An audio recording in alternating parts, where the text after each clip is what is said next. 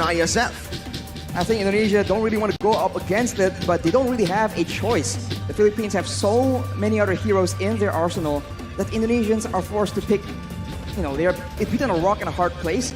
And right here, with two heroes available to be picked up, are they going to start showing their dive potential, or are they going to go for something a bit more elusive? Maybe a mage in the mid lane to just try and fake out the members from the Philippines. Well, usually for Indonesia, whenever the Valentina is left open, they do like to pick it up in the first phase. They can also go for something like a Beatrix, securing a solid gold laner for their team. But Hijime will get his signature heave onto his own hands, and that's the Yuzong as well. The Yuzong that's probably giving Team Philippines a bit of nightmares from that first time they met in the upper brackets. But the Leslie, a signature pick as well for Soriano in this tournament. And the Farsa, it's all just signature picks from everyone. It's the combo, man. The sniper and the feather airstrike that the Philippines love using to get pickoffs from so far away. Right now, though, they are up against a Yuzong. Very solid engage, and they do not have any solutions for the crowd control. Diggy is not available, but what is available is that Estes pick that Villaluna like to use to ensure that the backline is secure. Philippines have found so much success based on the draft right here that you can see. They utilize the same draft actually up against Cambodia with a whole lot of emphasis on that range. But as predicted, that's the Beatrix for Brands in the gold lane. We saw a similar matchup yesterday, Arashi. Opi from Cambodia up against Soriano on that Leslie. It did not end up well. Did not end up really good at all for Opi yesterday. He was outlaned by a Leslie, which is, again, strange to see. This Leslie, that's usually so passive in the early game, having a tough time usually. On the hands of Soriano, it doesn't feel like he has a tough time. It feels like he's the lane bully. You have to remember that there's a lot of roam potential in the Philippines as well. That is part of the reason why the weak laner in that Leslie, in the hands of Soriano, is so dominant. The backup, the assistance from his team has always been on point. And now in the second draft banning phase, we see that Indonesia will take away that Estes pick as well. And as far as security is concerned, the Philippines are running out of options. We saw how scary that Estes pick was for Villaluna up against Cambodia. So the respect given by both teams. Philippines also respecting Dreams on that Kadira. Again, I think throughout Season 10 MPL ID, and even here in Iesf, his Kadira is still sitting at a 100% win rate. Shows just how lethal he is on that hero, how he's able to maneuver around the map, playing around that vision to capture, to get a few catches on the board. But now Indonesia, will they decide to go for another ban towards Villaluna, like that signature Mathilda? Or will they choose to go just for a safe ban, maybe trying to take away some of the heroes from Del Rosario? Well, if Del Rosario is in the conversation, it's just so flexible. He can go for the Barats, he can go for the Guinevere as well. Those two heroes have been preferred, but for Indonesia, they want to make sure that there is no safety for the backline of the Philippines, so they will ban out that Mathilda as you predict. And for the Philippines, is it going to be more engaged banned away, or is it going to be a single hero? It's going to be that Leomord. Leomord, it's a hero that, right now is currently technically in the meta. It's one of the prio picks, but we've seen as, the meta in Iesf progress, that this Leomord pick is really just fallen out of that prio. Indonesia now with the first pick in the second phase of the draft. They need a roamer and a jungler. Martis? Martis is available if they want to actually abuse the crowd control immunity to take control of the early game. We've seen that Cambodia, I think, attempted it once. It did not work out for them, but Indonesia is not the same team.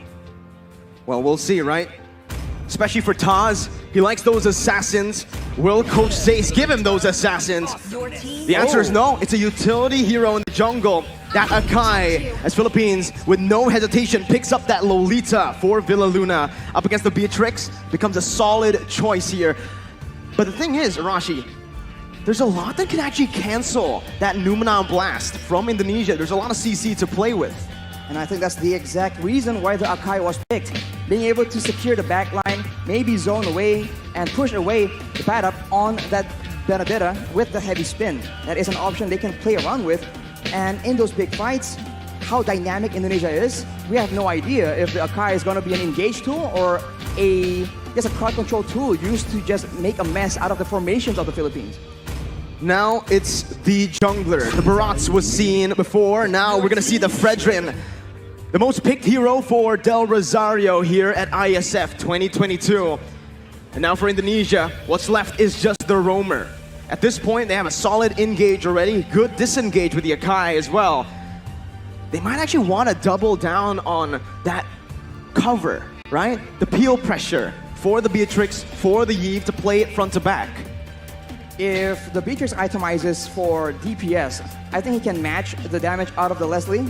Although in the late game, the true damage is the big main concern, as well as the fact that Soriano can act a bit of like an assassin and just snipe out the squishier members. So I think crowd control is still what Indonesia will try and go for. The answer will be that Franco man. They want to make sure that they can get all the lead possible, but that's only if they can land those iron hooks. There's a lot of mobility from Philippines, but Indonesia want to get that ball rolling from the start. Up against this team, both of the drafts have been set. Once again, Arashi, the first game will set the pace, will set the tone for the entire series. We did mention that for Indonesia, if they don't get a bit of a lead, they kind of falter when the going gets tough. The uphill climb is not where they prefer to be. For the Philippines, it's a bit of the opposite. Well, Bali, Indonesia! The first game of the Grand Finals for Iesf 2022 Mobile Legends with Philippines with their draft multi-dimensional, playing around the dive and even the front to back with their range, and Indonesia doing the same. Let's jump into the land of dawn for game number 1.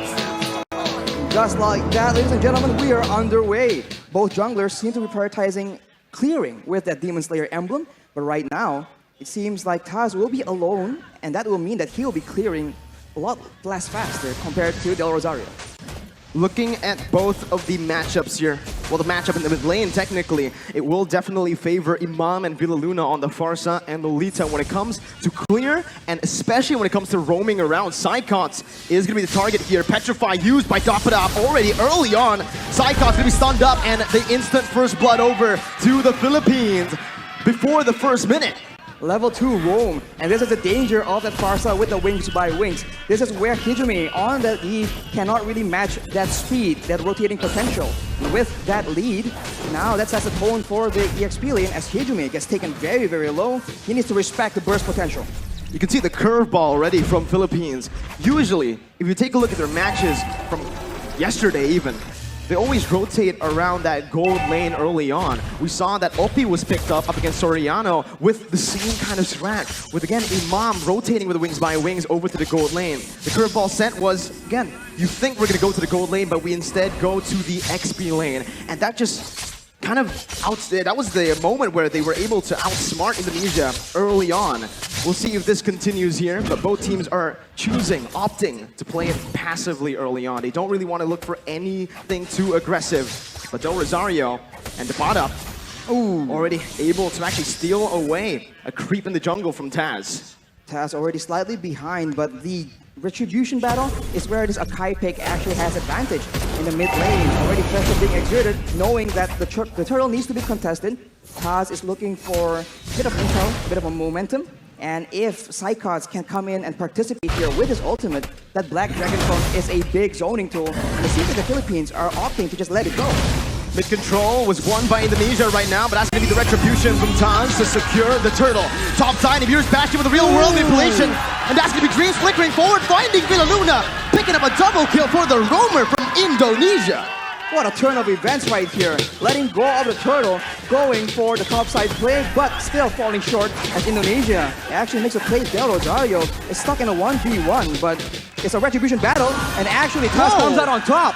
Without the retribution, Taz plays it really well with that heavy spin. He was trying to buy time to get that retribution cooldown back, but he didn't even need it. He was able to steal it away. Now, 2 minutes in, Arashi, again, we need to talk about that. Indonesia opted to play around the turtle, getting the turtle onto their hands. Philippines, they opted to rotate, maybe even trade in the gold lane, but they weren't able to find any kills. It's because they don't have a lot of combos, but look at here, Taz getting bursted down. Gonna be taken down here by the damage from Imam. Del Rosario tanking a whole lot. Pops that Appraiser's Wrath. as Dreams is going to be stunned up. They're looking for more right now. Dreams going to be collapsed on as Tapada rotates as well. It's that ultimate bonding experience already in the 3rd minute. They're grouping up. And it's that speed that the Philippines can use to outmaneuver Indonesia. When going gets tough and the combos come in from Indonesia, the Filipinos have speed in their hands and they are using it again in the top side. But fortunately, Brands will not be targeted just yet. The waves, as you can see, is what is important here. If the Filipinos can use this wave pressure to actually roam around faster, it doesn't even matter if the Indonesians have superior engage. I mean, you can take a look at the gold here. The fact that Indonesia were able to find that turtle, able to find a few kills, but still are equal in gold against Philippines shows that the Philippines have just been laning super well. And you can see in the XP lane with just a slight lead early on, the Tapada has just been able to rotate, has been more active across the map, providing so much pressure for his team. That's why it's so interesting, man. Contrasting team compositions, yet coming out even due to the execution, due to the strategy being applied in this early game right here. And now with the turtle spawning up, both teams going. Iron Hook lands though.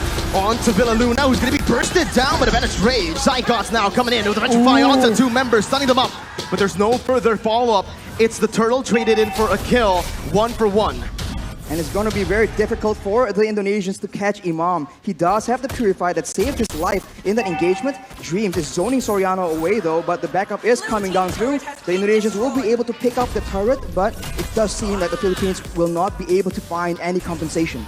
Both teams still trading back and forth. It's still such an even game in the 5th minute here, with both teams standing at literally equal gold. It's probably just 100 gold lead, but with Indonesia getting that turret in the gold lane, they will have a little bit more pressure to play with when it comes down to that wave manipulation. They can push the waves further into the side of the Philippines. They can use the lack of vision in the top side as well. And as you can see, Dreams is already trying to find some opportunities in the top side of the jungle. But the Filipinos are rotating in that mid lane. They like doing the siege playstyle, and they can poke down any member from Indonesia. This early in the game, the resistances, the defensive items have not been completed just yet. It's the signature Ube that we've all come to know. Villaluna, though, going aggressively onto Dreams, going to be stunned up, suppressed by the Bloody Hunt as Villaluna will fall here in the 5th minute. Indonesia using this Franco really well, looking for another pick towards Imam or Tapada. But it seems like it's just the battle for that mid-control. And if this continues, the Filipinos will not have a member tanky enough to just serve as the scouting tool. Right here, the Philippines are still trying to clear the waves, look for the big pickoff. But if the Indonesians keep getting the upper hand like this, it's going to be very difficult for them to even get that vision necessary for them to set up those ambushes. You know, I think Indonesia have been responding to the rotations from Philippines with a lot of class right here. You know, with Indonesia, again, utilizing Hijume to actually lane alone in the mid lane, just having Dreams to support him in the back. But the mid control will definitely be held down by the Philippines here with a clear. Now both teams rotating over to the turtle.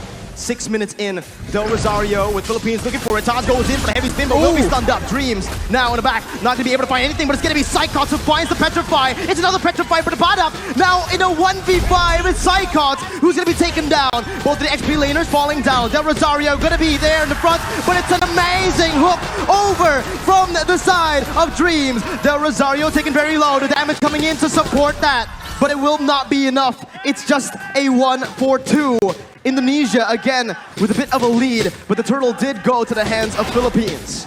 The Indonesians come out on top due to their superior crowd control, and this is what we're talking about. When the going gets tough, when everything is clumped up like that, the Indonesians have a bit of an advantage, at least until later on in the late game. For now, the Filipinos, they need to be very careful for that Iron Hook. Dreams has been very, very smart in waiting for the right opportunities. And we'll look at this fight right here, where both EXP laners are able to zone away their respective teams. But afterwards, the damage potential and this amazing hook from Dreams is able to get Indonesia that advantage in that fight. There's so much pressure on the shoulders of Philippines. 1-0 down already. If Indonesia wins this, it's match point. They only need one more game after to secure the victory in this grand finals. So the pressure is on for Philippines as the Iron Hook will be cancelled out there by Villaluna. Now it's Indonesia who are looking to get that mid turret. They're looking to get that mid turret, and they have pressure on the side lanes as well. So the jungle is no longer safe for Del Rosario to start farming into, and without any tanks available, as we mentioned earlier, it's going to be very difficult. Brands with the Nibiru's passion, that's a lot of damage, but that's his conversion coming in from the Philippines. That's a taunt coming in. Hijume can be bursted down by the pot up in the back with the help of the feather airstrike. A 1-for-0 right now, but Indonesia, they choose to back away, not wanting to go for a 4v5. 5 seconds for the Lord, and Philippines will need to go for this right now with a man advantage. The adjustment coming in from the Philippines is so good right now. They are a team that wants to go front to back, but given the right circumstances, they understand that they can flank around and actually catch the back lines from the Indonesia off guard, but that is what Teams is able to do with the Iron Hook. A beautiful feather airstrike there to save Villaluna, but now Cyclops jumps in with the Black Dragon form, able to find a petrify, taking a kill onto Villaluna. The pot up on the backs right now, jumping in. Brand still able to cut away. Taz dealing a whole lot right now as Del Rosario and Soriano are on to the Lord. Taz looking for the steal right now at the real world, but Inflation will be able to find the 2 members immobilized. Taz versus Del Rosario as the pot up comes in. That's David's favorite. That pot up finds the steal onto the Lord. Del Rosario now trying to back off with Taz as well. The pot up still coming in, providing that escape for Del Rosario. And Philippines come out on top.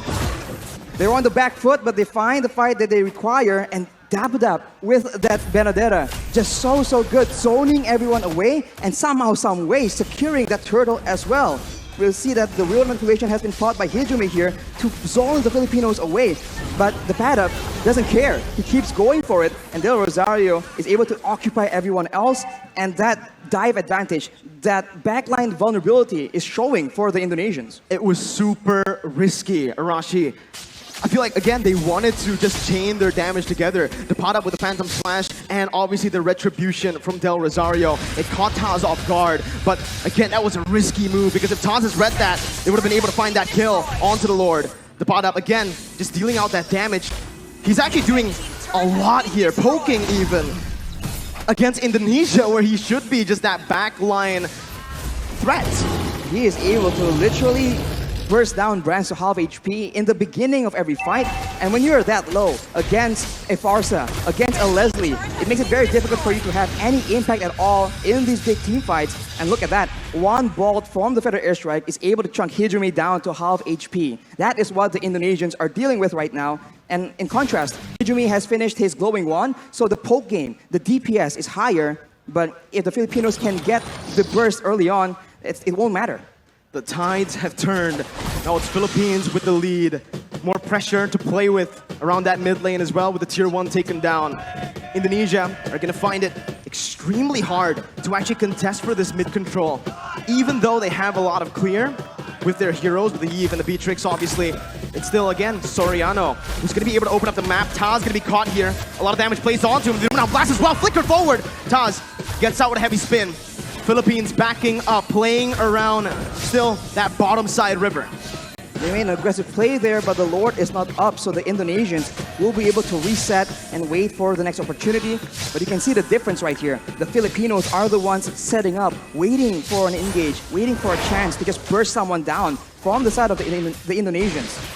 Unless the Indonesians can secure those defensive items, some physical and magical defense, it's going to be very difficult for them to even be in the picture for those neutral objective contests. We're creeping in towards that late stage of the game. Let's talk a little bit about the draft, Arashi. Who has the edge when it comes to that late game for both Philippines and Indonesia? In a weird way, it does seem very even, but of course, it depends on how the team fight goes. The Filipinos have true damage in their favor, and they have AoE, but a pickoff in the top lane with Brands and Dreams finding a kill to the pot up, the man that's been such an impactful player around these neutral objective takes. And just like that, you can see Indonesia circling around the Enhanced Lord, looking for it, trying to commit onto it. Without the pad up in the picture, the Indonesians can have an easier time. They might be using this Lord to just bait out some fights. Hijume has the Ice Queen's wand, so if the Filipinos miss position the Indonesians can definitely capitalize unless Hijime almost gets taken out. And now the Indonesians pop the Black Dragon form. Del Rosario on the flank right now, jumping in, looking for the steal. Hijime finds it, secures it for Indonesia. As Villaluna's Lumina Blast is going to be cancelled out. Del Rosario falling. Indonesia turning the game again towards their favor. 13 minutes in with the Enhanced Lord and an amazing snipe from Brands to connect onto Imam. Dreams looking for the hook once again. Villaluna not having the shield. It is just going to be Indonesia looking for a slow push with the Enhanced Lord. They do not want to overextend. And in the long-range department here, Farsa and Leslie against a Beatrix and a Iesf. It's a bit funny because both have burst damage, and DPS-wise though, I think the Indonesians have it. So if they play the prolonged long-range game, I think Hijime might just be able to do a lot more damage than Imam. But of course, it depends on what the whole team wants to do. With the Lord approaching now, with the towers falling down consistently for the Indonesians, they're waiting for an opportunity. And this is where the Filipinos have a chance to go for that massive engage to try and turn things around. Top lane, that's the Enhanced Lord marching down with the mid lane as well coming in. Indonesia looking for that three-way push. Dreams looking for the flanks right there, looking for a pickoff. A good feather airstrike to zone Hijime away, as it's a beautiful micromanagement from Team Philippines as they are able to defend, losing only one base turret right now. Dreams almost finding that hook, but will not be able to. Only one base turret falls in that skirmish, in that siege. You can see the discipline and the care that the Indonesians are using right now. They would usually go for an engage and perhaps go for a big fight, but they know against the Philippines, that could be the exact play that allows them to come back. If you take a look at the levels right now, Brands and Taz already at level 15, they definitely have a bit of an edge compared to the Filipinos, but soon, at about the 15 to 16 minute mark, it will no longer matter. The gold advantage will be moot because both teams will have a full inventory slot. Now it comes down to the vision game. When we're at this point with just the base turrets left standing, Philippines needs to be extremely disciplined when it comes down to opening the jungle up. You can see they're grouping up towards that purple buff for Del Rosario. Brand's able to siege down that base turret in the bottom lane with the Renner. Now the mid lane base turret is all that is left. Some vision there provided by Philippines over to the bottom side jungle. But Indonesia will choose to play it disciplined, not wanting to go for anything too crazy, as we are going to take a look at the item check here in 15 minutes. Well, Imam definitely has an abundance of damage right here. The Holy Crystal and the Divine Glaive penetrating the magical defense and also gaining a lot more magic power in the process. Along with that though, if you itemize for that magical damage, Soriano has a full inventory slot as well with the BOD. So if Brands gets chunked low enough, one hit is all it takes. And if he's out of range, the snipes are still an option as well. The Lord dance here from both these teams will decide how this game turns around. We'll see again. Indonesia still holding on to that lead. Again, with the waves being manipulated as it is, slow pushing in the top lane and that bottom lane. Philippines will have to send a few members, or maybe just one member, to just stay in the base defending. Again, Indonesia will have a little bit of a man advantage here, forcing the errors to come through from Philippines as they look for the Enhanced Lord in the 16-minute. That's a hook again. Dreams reading it out well, but it's going to be the stun coming in from the Lord. Immortality popped in. Brands dodging away from Feather Airstrike. Del Rosario looking for flanks right now. Is activating the heavy spin. And that's the Lord secured by Indonesia. Lumina Blast by Villaluna. Cancelled out by Taz. Soriano massive in the back line. Still able to find Psychots. Both teams, again, just trading. Dreams with a concealed play. Looking for a hook. Del Rosario and the rest of the Philippines will be able to play around those mini waves to stop the hook from connecting. It's a 1-for-1. Lord for Psychots. Lord for Psychots, and that is calculative gameplay coming in from the Indonesians. Knowing that the Padap is on the other side of the map, they go for that Lord play, and they were able to catch the Filipinos off guard. And now, look at the hook! Hijime with the help of Brands snipes them down! The bottom onto the back line, dealing a whole lot of damage. The Bastion from Brands, spraying them down with the help of the real world manipulation.